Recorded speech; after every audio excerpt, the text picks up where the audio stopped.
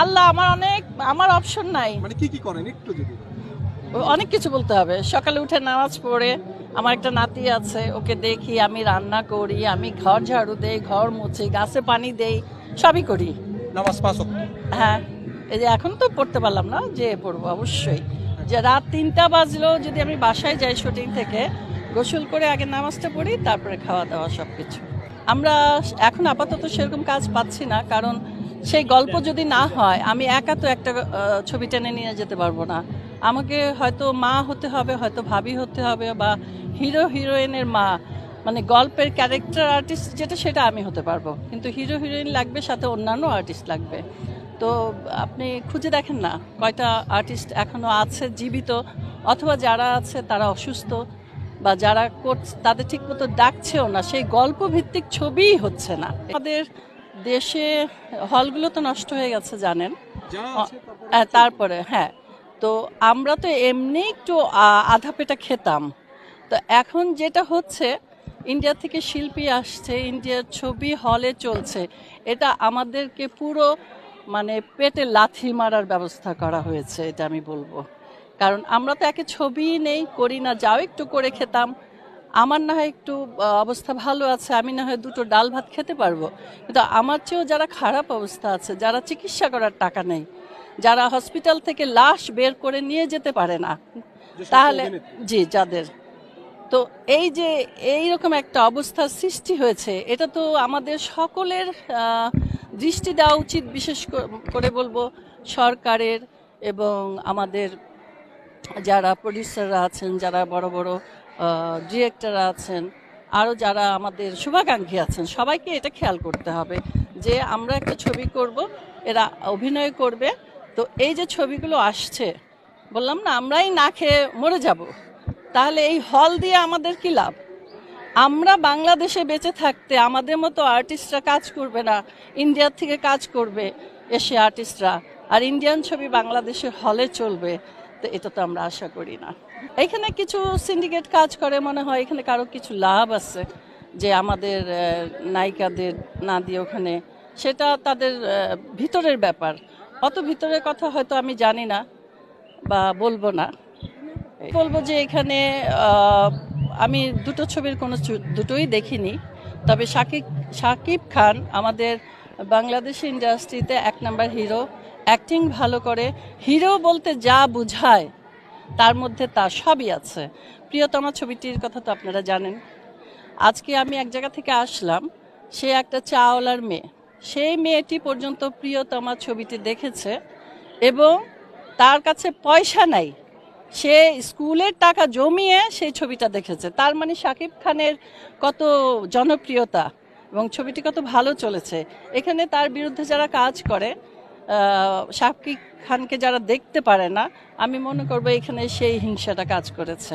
আপনি কি মনে করেন যে চলচ্চিত্রে আর শাকিব খানের মতো নায়ক আর জন্মিবে? জন্মাবে বলবো, এটা বলবো না, কারণ হয়তো যখন জন্মাবে তখন আমি থাকবো না পৃথিবীতে।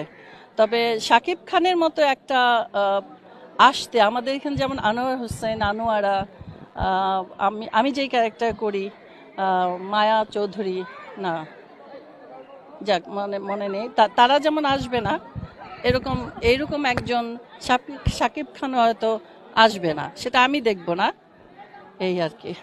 অনেক পার্থক্য। আগের যুগের নায়করা নায়ক ছিল বিধায় এখনো মরে গিয়ে অনেক নায়কই আছেন। হ্যাঁ, তো এখন তো আসলে আমাদের সেরকম কি বলবো, শিক্ষা বা ছোটদের প্রতি ভালোবাসা, বড়দের প্রতি শ্রদ্ধা কিছুই নাই। ডিজিটাল যুগে এসে আমরা সবাই ডিজিটাল হয়ে গেছি। তো শিক্ষা টিক্ষাটা পারিবারিক থেকে আসে। তো আমরা যেটা শিখে আসছি, ওস্তাদকে দেখলে সালাম দেওয়া, তারপরে খাওয়ার আগে, আমরা বসার আগে মুরব্বিদের বসতে দেওয়া, তো এগুলা এখন আর কেউ শিখে আসে না। তো এই জন্য বলবো যে এগুলো শিক্ষার অভাব। সিনেমার অভিনয়ে আপনি খুব দরজাল ভিলেন, বাস্তব জীবনে রিনা খান কেমন দর্শক জানতে চান?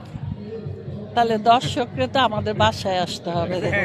এটা আমি বলি, আমি সিনিয়র অনেক শিল্পীর সাথে, নাম মেনশন করবো না, অনেক শিল্পীর সাথে আমার ভালো ওঠা বসা, এটা আপনারা দর্শকরা, সাংবাদিক ভাইরা জানেন। তো আমি তাদের মধ্যে রিনা আপা কোনো অংশেই মনের দিক দিয়া আমি কখনো কষ্ট পাইনি, আর দূর থেকে বলে বিপ্লব তুই কেমন আছিস ভাই, তোর বউ বাচ্চা দুটা কেমন আছে। তো এই যে আন্তরিকতা, এই যে আজকে ওনার পায়ে সমস্যা, তার গাড়ির গিয়ারের ডিস্টার্ব, সে কিন্তু ওভারে আসছে, বাট আমার বিপ্লবের ডাকে উনি না আসলেও কিছু আসতে যেত না। তো এটা আমার কাছে গর্ব এবং কৃতজ্ঞতা, এবং আমি দোয়া করি রিনা আপা আমাদের মাঝে বেঁচে থাকুক যুগ যুগ, কারণ এদের দরকার আছে। নির্বাচন হবে আমাদের জন্য, সেটা ভালো কথা। আমরা একটা ভালো নেতৃত্ব চাই। এবার শিল্পী সমিতির নির্বাচন বোধহয় আমিও করব। দেখি, দেখা যাক সেটা আগে প্যানেল তৈরি হোক, আগে থেকেই বলবো না। আমি একটু বলি যে আমি শিল্পী সমিতির মেম্বার না, বাট শিল্পীদের রিলেটেড। আমার মনে হয় আদৌ নির্বাচন হবে কিনা সন্দেহ, কারণ যেই জায়গায় মামলা, দুই পক্ষ আপোষ না হইলে আদৌ এই নির্বাচন হবে না। তাতে আমরা অনেক রিনা আপার মতো ইয়াং যারা আসবেন তাদের ঘরে বাচ্চা নাতি নাত করে দেখবো, বাট মামলা থেকে যাবে আমার ধারণা। আচ্ছা, সেটা দেখা যাক কি হয়। ইলেকশন না হলে তো ভোট হবে না, কোথায় ভোট দিবে? না, এটা তো বলার থাকবে যে না, ভোট হওয়া উচিত এবং আমাদের ভোটাধিকার থাকা উচিত। ইলেকশন হোক সময় মতো, যাতে কোনো গন্ডগোল না হোক, আমরা কেস কামারিতে না যাই।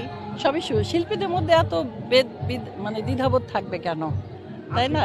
দর্শকরা ভালো থাকবেন, আমাদের জন্য দোয়া করবেন, আমাদের দুর্দিনটা যাতে আমরা পার করে যেতে পারি।